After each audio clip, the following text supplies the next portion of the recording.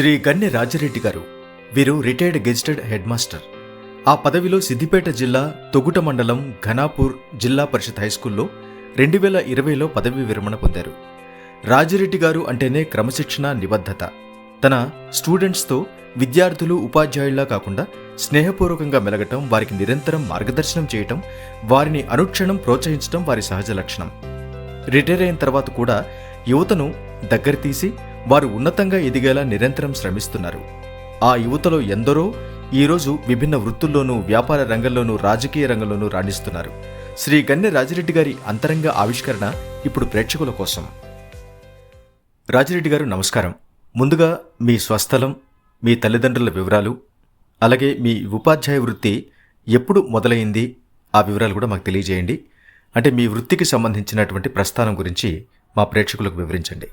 అందరికి నమస్కారం. నా పేరు గన్నె రాజిరెడ్డి. మా స్వగ్రామం దుబ్బాక. మా నాన్న పేరు నారాయణ రెడ్డి, మా అమ్మ పేరు మనమ్మ. నేను 5/6/62లో జన్మించినాను. నాది 10వ తరగతి, ఇంటర్మీడియట్ రెండు పూర్తి చేసుకున్న తర్వాత నేను చదువుకునే క్రమంలో ఆటలంటే చాలా ఎక్కువ ప్రీతి. అయితే ఆటల సైడ్ మా వ్యాయామ ఉపాధ్యాయుడు దయాకర్ సార్ అంటే ఆయన, నువ్వు టీచర్ ట్రైనింగ్ పోకుండా వ్యాయామ ఉపాధ్యాయ సైడే పిల్లల భవిష్యత్తులో బాగా పిల్లల్ని క్రీడాకారులను తయారు చేయగలుగుతావు అంటే ఉద్దేశంతో నన్ను ఈ వ్యాయామ ఉపాధ్యాయ సైడ్ పంపించడం జరిగింది. నేను దానికి అప్లై చేసుకోవడం కూడా జరిగింది దోమలగూడ, హైదరాబాద్లో. నాకు లాంగ్ జంపు, హై జంపు, ఒక కబడ్డీ మేజర్ గేమ్ నాది కబడ్డీ, తర్వాత cricket ball throw, 100 metres running, 800 metres running, అన్నిట్లో కూడా ఇంటర్వ్యూ అంటే సెలక్షన్ పోవడం జరిగింది. దాంట్లో సెలక్షన్ కాల్ లెటర్ కూడా వచ్చింది. దానికి అనుకూలంగా 82-83లో దోమలగూడ, హైదరాబాద్ లో ట్రైనింగ్ చేయడం కూడా జరిగింది. ఆ ట్రైనింగ్ పూర్తి కాగానే 84లో డిఎస్సి పడ్డది. డిఎస్సిలో కూడా అది ఆ సంగారెడ్డిలో సంయుక్త జిల్లా, అప్పుడు సంగారెడ్డిలో డిఎస్సి రాయడం కూడా జరిగింది. ఆ డిఎస్సిలో 5వ ర్యాంక్ ఉన్నది సెలక్షన్ లో. దాంట్లో వ్యాయామ ఉపాధ్యాయ వృత్తి 84 సెప్టెంబర్లో నస్కల్ గ్రామంలో నేను మొట్టమొదటిగా ఉపాధ్యాయ వృత్తిలో చేపట్టినాను. ఆ నస్కల్ గ్రామంలో 84 నుంచి 91 వరకు నస్కల్ గ్రామంలోనే పనిచేసిన. తర్వాత 91 నుంచి 91 వరకు నస్కల్లో పనిచేసిన. 92లో దుంపలపల్లికి రావడం జరిగింది. 2000 మే వరకు దుంపలపల్లి ఉన్నా. 2000 మే 10 నుంచి నార్సింగ్ ట్రాన్స్ఫర్ బదిలీ కావడం జరిగింది. అక్కడ 3 సంవత్సరాలు పీడీగా ప్రమోషన్ తీసుకొని అక్కడికి పోవడం జరిగింది. 3 సంవత్సరాలు అక్కడ పనిచేయడం జరిగింది. అక్కడ నుంచి మళ్ళీ బదిలీ అయ్యి చేగుంటకు పోవడం జరిగింది. చేగుంటలో కూడా 3 సంవత్సరాలు చేయడం జరిగింది. ఆ చేగుంట నుంచి మళ్ళీ రామంపేటలో రావడం జరిగింది. రామంపేట కూడా 3 సంవత్సరాలు చేయడం జరిగింది. ఆ రామంపేట నుంచి తిరిగి సిద్దిపేట మల్టీపర్పస్ హై స్కూల్కు రావడం జరిగింది. అక్కడ ఒక 4 సంవత్సరాలు పనిచేయడం జరిగింది. అక్కడ నుంచి ప్రమోషన్లో మళ్ళీ జెడ్పీహెచ్ఎస్ తడకపల్లికి గెజిటెడ్ హెడ్ మాస్టర్గా ప్రమోషన్ తీసుకొని పోవడం జరిగింది.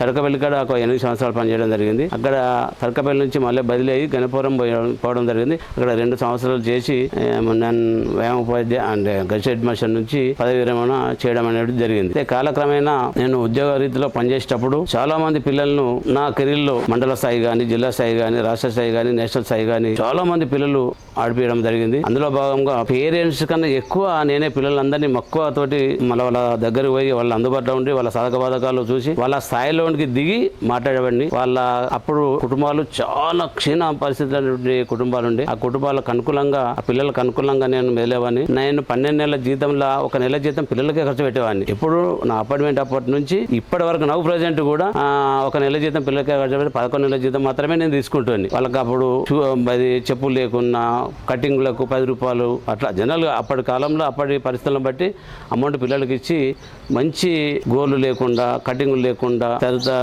షూ చేసుకొని మంచి ఒక ప్రవర్తనతోటి పిల్లలందరినీ తయారు చేసి అందులో చాలామంది పిల్లలు డాక్టర్లు అయినరు, యాక్టర్లు అయినరు, ఇంజనీర్లు అయినరు, టీచర్లు అయినరు, కండక్టర్లు అయినరు, రైతులు ఉన్నారు. చాలా మంది పిల్లలు చాలా రంగాల్లో కూడా మంచి ప్రయోగులు అయినారు. ఇప్పటికి నాకు ప్రెసిడెంట్ నేను దిగిపోయినా 5th సెప్టెంబర్ నాడు కనీసం తక్కువ ఒక 100 నుంచి 150 మంది పిల్లలు ఏ స్టేట్లలో ఉండండి, ఏ కంట్రీలలో ఉండండి, ఎక్కడ ఉండండి ఫోన్ చేసి 5th సెప్టెంబర్ నాడు ఉపాధ్యాయ దినోత్సవ శుభాకాంక్షలు ఇప్పటికి కూడా నా ప్రెసిడెంట్ ఇప్పటికి కూడా వాళ్ళు చెప్పేటువంటి ఒక పరిస్థితి.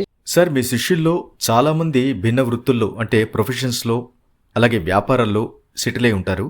కానీ డాక్టర్ ధనావత్ శివ అనే ఒకే ఒక కుర్రాడు మాత్రం తన చుట్టూ ఉన్నటువంటి సమాజం గురించి ఆలోచించి తాను స్థాపించిన సానిక్షా ఫౌండేషన్ అనే ఎన్జిఓ ద్వారా ఎన్నో ఏళ్లుగా సమాజ సేవ, మానవ సేవ చేస్తున్నాడు.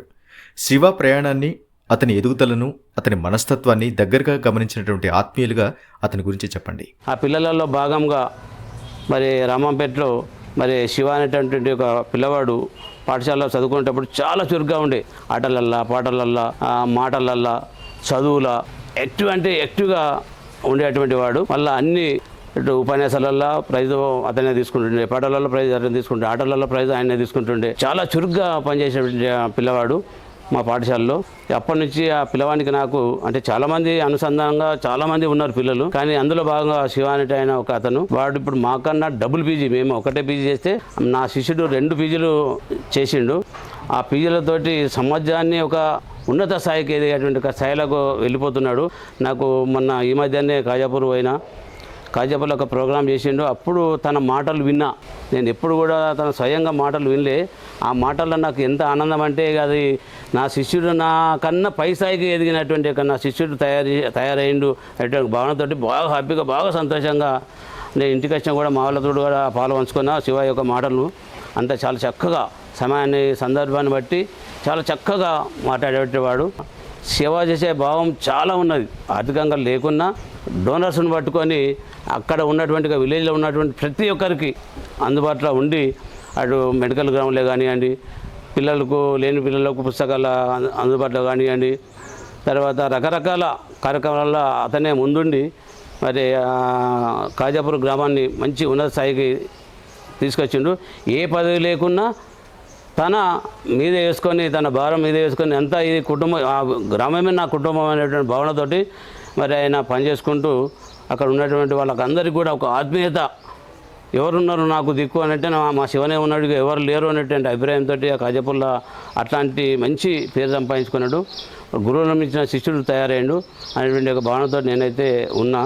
నాకు ఇప్పటికి కూడా శివ అనగానే ఒక మంచి ఏదైనా మంచి బాధ్యత ఉంటే మళ్ళీ పౌరులకు, రాష్ట్రానికి కానీ, తన జిల్లాకు కానీ, తన దేశానికి కానీ బాగా ఉపయోగపడేటువంటి ఒక వ్యక్తి ఇతను. మనం అందరం కూడా అతనికి సహకరించి ఒక మంచి బాధ్యత ఇప్పిస్తే బాగుంటుందని నా అభిప్రాయము. మీరు కాజాపూర్ గ్రామంలో గమనించుంటారు సార్, శివ ఏ రోజు స్వార్థ చింతన లేకుండా నిస్వార్థంగా సేవ చేస్తున్నాడు. ఏ రోజు ఎవరి నుంచి ఒక్క పైసా కూడా ఆశించలేదు, తన జేబు నుంచే ఖర్చు పెట్టాడు. కొన్ని సేవా కార్యక్రమాల్లో మాత్రమే భిన్న సంస్థల సహకారం తీసుకుని ఉండొచ్చు. ఈ పరిస్థితుల్లో శివకు దాతల సాయం గనక తోడైతే మరింత ముమ్మరంగా తన సేవా కార్యక్రమాల్ని ముందుకు తీసుకెళ్లే అవకాశం ఉంది. కాబట్టి ఈ విషయంలో మీ ఆలోచన చెప్పండి సార్. శివకు ఎవరైనా ఆర్థిక సాయం చేస్తే ఇలా తన గ్రామాన్ని ఒక మోడల్ రోల్గా, మన రాష్ట్రానికే కాకుండా దేశానికి ఒక మోడల్ రోల్గా ఆ గ్రామాన్ని తయారు చేసేటువంటి ఒక శక్తియుక్తులు తనలో ఉన్నాయి. తనకు ఆర్థికంగా లేకున్నా మనటువంటి వాళ్ళు ఎవరమైనా తనకు ఆర్థిక సహకారం చేస్తే ఆ గ్రామాన్ని, ఆ గ్రామంలో ఉండేటువంటి ఒక సమాజాన్ని కూడా ఒక మంచి క్రమశిక్షణ ఉన్నటువంటి వాళ్ళని తయారు చేస్తాడు. తనకు అవసరాలు ఏమున్నాయో ఆ గ్రామంలో ఉండేటువంటి అవసరాలన్నీ కూడా తీర్చగలిగే శక్తియుక్తులు తనలో ఉన్నాయి. అంటే తనకు కొంత సహకారం అయితే అందించవలసి ఉంటుంది. ఆ సహకారం అంటే ఆ గ్రామాన్ని మన రాష్ట్రానికే కాదు దేశానికి కూడా వెన్నెముక లాంటిగా తయారు చేసి తీసుకుపోయేటువంటి శక్తియుక్తులు వాటిలో ఉన్నాయి. ఫౌండేషన్ వాళ్ళు ఎంతమంది తనకు సహకరించారో ఆ సమ్మంతా కూడా ఆ గ్రామానికే, గ్రామ ప్రజలకే ఖర్చు పెట్టింది తప్ప తన జేబుల కోసానికి, తన సొంత కోసానికి మాత్రం ఎన్నడూ కూడా ఉపయోగించలేదు. ఏ రకంగా 10 రూపాయలు తనకు సహకరించారు, ఆ 10 రూపాయలకు 11 రూపాయలు అలా ఉన్నటువంటి గ్రామానికే, ఆ ఉన్నటువంటి ప్రజలకే ఉపయోగపడ్డాడు తప్ప తన సొంతానికి మాత్రం, తన స్వయ ప్రయోజనానికి మాత్రం ఉపయోగపడలే. ఇప్పటికీ చిన్నపిల్లలకు అందరికీ కూడా ట్యూషన్ చెప్తుండే ఉచితంగా. ఇప్పటికి నాకు ప్రజెంట్ తన భార్య, అతను ఇద్దరు ఉచితంగా ట్యూషన్ చెప్తుండు ఆయన ఇప్పటికక్కడ. తర్వాత ఎవరు నాటువంటి 1000 రూపాయలు ఇచ్చినా ఆ 1000 రూపాయలు కూడా గ్రామానికే ఉపయోగపడేటువంటి కార్యక్రమం చేపడుతుండ్రు.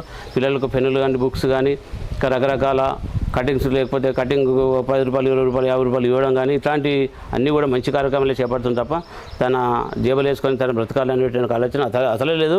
అట్లాంటి శిష్యుడు నాకు దొరకడం నా అదృష్టమే అనుకుంటే. శివ అతను సేవ చేసేటువంటి వలన కరోనాలో చాలామంది, లక్షల మంది చనిపోవడం జరిగింది. కానీ కాజాపూర్లో కరోనా అంటే గదగద తల్లిదండ్రులు కానీ, అటు భార్య కానీ, అటు భర్త కానీ, భర్తకు భార్య, భార్యకు భర్త భయపడేటువంటి వాళ్ళు, భర్త చనిపోతే భార్య వాళ్ళే, భార్య చనిపోతే భర్త వాళ్ళేటువంటి సమాజం. ఆ టైంలో శివ ప్రతి కుటుంబంలో కరోనా అటాక్ అయితే వెహికల్ తీసుకొని రావాలి, వెహికల్ వేసుకొని పోయి హాస్పిటల్లో దించి అక్కడ ట్రీట్మెంట్ ఇప్పించి అందరికన్నా చాలామందిని అక్కడ బ్రతికించేటువంటి వ్యక్తి శివనే. ఇవాళ వాజ్పేయిని ఏ విధంగా, మన మోడీని ఏ విధంగా మన కరోనాలో చాలామందిని మనం బ్రతికించిండు అనేటువంటి భావన ప్రజలు ఎట్లా అనుకుంటారో, కాజాపూర్లో కూడా శివను ఆ రకంగా దేవుని లెక్కనే మొక్కుతారట. కరోనా నుంచి నన్ను బ్రతికించగలిగిండు మా శివ, మమ్మల్ని తీసుకుపోగలిగిండు, మా ఎమ్మడ రాగలిగిండు అనేటువంటి ఒక అభిప్రాయం చాలా ఉన్నది కాజాపూర్లో. ఎందుకంటే భయానికి ఎవరు కూడా ఎమ్మడ పోలే, ప్రాణం ఉన్న వ్యక్తితో పోలేదు, చనిపోయినటువంటి వ్యక్తితో ఎవరు పోలే. ఈయన అటు ప్రాణం ఉన్నటువంటి వ్యక్తులతో తీసుకుపోయిండు, అటు చనిపోయినా కానీ అక్కడికి పోయి సమాచారం అంతా తెచ్చుకుని ఆ కుటుంబానికి చేరవేసిండు తప్ప దేనికి కూడా వెనక ముందు కాలేదు, భయపడలే. అట్లాంటి మంచి కార్యక్రమం చేపట్టిండు అప్పుడు కరోనాలో.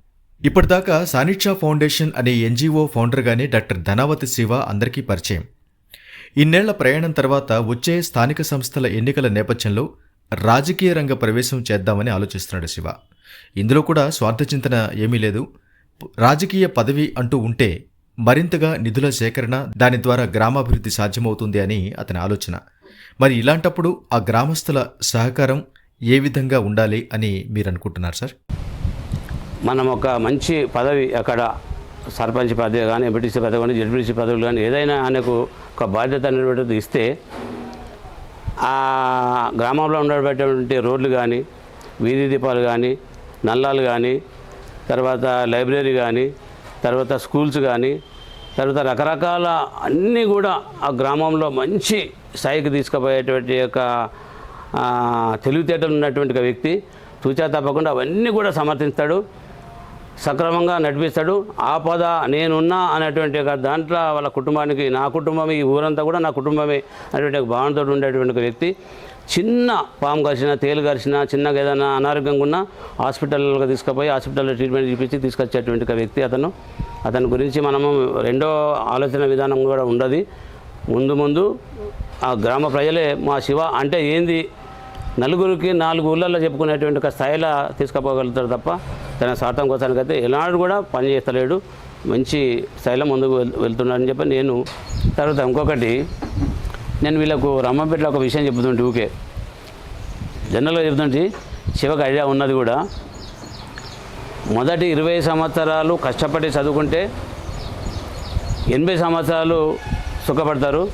మొదట 20 సంవత్సరాలు సుఖపడితే 80 సంవత్సరాలు కష్టపడవలసి వస్తుంది. కాబట్టి ఇది దృష్టిలో పెట్టుకొని మీరు మంచిగా చదువుకొని మంచి ప్రయోజకులు కావాలనేటువంటి అభిప్రాయం కూడా పిల్లలకు చెబుతుంటే శివ దాన్ని అడుగుజాడల్లోనే పోయి ఈ స్థాయికి ఎదిగిండు. ఇవాళ నేను ఒక పీజీ చేస్తే నా శిష్యుడు 2 పీజీలు చేసిండు. ఎంత గర్వకారణం ఉంటుంది ఒక గురువుకు, అంతకన్నా మించింది ఏం కావాలి. పిహెచ్డి డాక్టరేట్ కూడా పొందిండు. మేము మామూలుగా టీచర్లము, పీజీ చేసినాం, ఎంఏ చేసినాం అంతే. ఆయన 2 పీజీలు చేసి డాక్టరేట్ సంపాదించుకొని ఇక ప్రజలల్లో మంచి కలిసిమెలిసి ఉండి అన్నకు అన్న, తమ్మునికి తమ్ముని, అక్కడికి అక్క, చెల్లెకు చెల్లె, అమ్మకు అమ్మ, నాన్నకు నాన్న, తండ్రికి తండ్రి, తాతకు తాత అనేటువంటి దాంట్లో మెదులుతాడు. అట్లాంటి చురుగ్గా ఉన్నటువంటి వ్యక్తిని వాళ్ళ ఆ ఊళ్ళో అసలు ఎవరు కూడా ఆయన తిరస్కరించారు.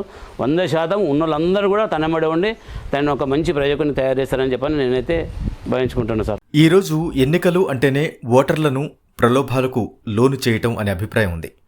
దానికి భిన్నమైన ఆలోచన డాక్టర్ ధనావతి శివాది. స్వచ్ఛంగా గ్రామస్తుల సహకారం ఉండాలి, అలాంటి సహకారమే వారిని అడగాలి. ప్రలోభాలకు దూరంగా తను ఇంతకాలం చేసిన సేవకు ప్రతిఫలంగా మాత్రమే తనను సపోర్ట్ చేయమని అడగాలి అన్నది శివ అభిప్రాయం. అంటే మీరు మొదటి నుంచి ఎన్నికల సరళి గమనిస్తున్నారు కాబట్టి మీరు ఈ విషయంలో ఎలా అభిప్రాయపడుతున్నారు?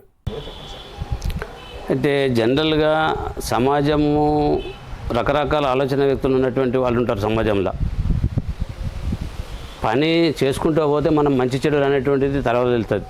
ఇలా శివ ఇన్ని సంవత్సరాల నుంచి అక్కడ ఏ కుటుంబము చేయని కుటుంబం లేదు. ఆయన సహకారం తీసుకున్నటువంటి కుటుంబమే లేదు ఆ కాజాపూర్లో. ప్రతి ఒక్క ఇంటింటికి ఆయన సహకారం తీసుకున్నటువంటి వ్యక్తులే ఉన్నారు. సహకారం తీసుకున్నటువంటి వ్యక్తులు ఎవరు లేరు.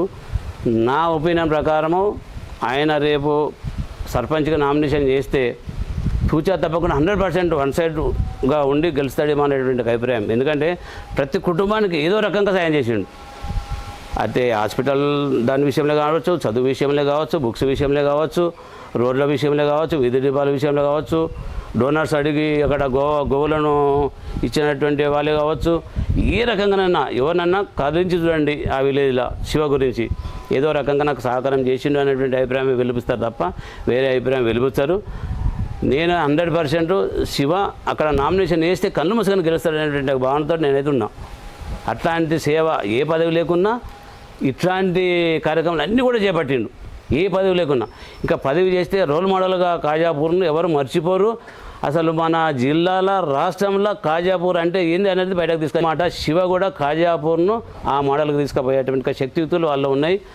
100% ఆయన మనం అంచనాను మించిన పనులు చేస్తాడు తప్ప తక్కువ పని అయితే చేయడు ఆయన. ప్రత్యక్ష ఎన్నికల ద్వారా రాజకీయ రంగ ప్రవేశం చేసి గ్రామస్తుల సహకారంతో మరి విజయం అందుకుని ఖాజాపూర్ గ్రామాన్ని రాష్ట్రానికి అలాగే దేశానికి ఒక మోడల్ విలేజ్గా చేయాలి అన్నది డాక్టర్ శివ సంకల్పం. ఈ విషయంలో మీ సందేశం ఏమిటి సార్?